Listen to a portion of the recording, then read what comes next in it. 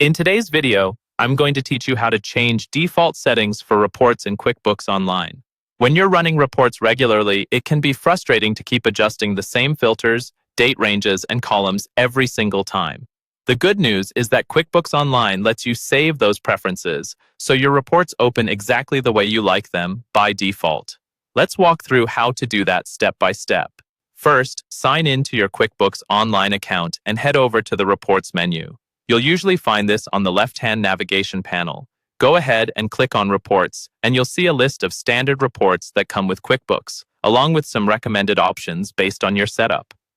Next, choose a report you use often. This could be something like a profit and loss report, a balance sheet, or a sales by customer report. Click to open it, and now we're going to customize it to match your preferred view. At the top of the report, look for the customization options.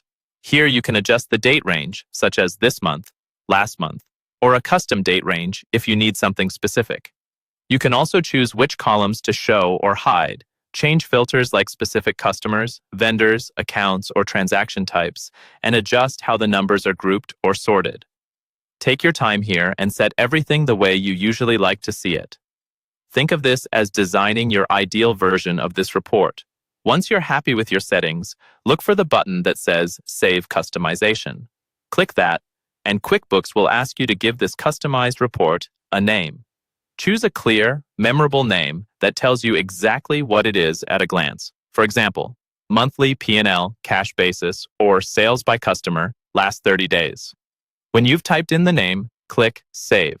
From now on, instead of rebuilding those settings every time, you'll just open this saved version.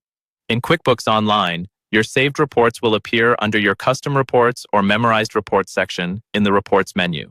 When you open that saved report in the future, it will automatically load with all of the settings you just configured, including the date range, style, filters, and columns. And that's all there is to it.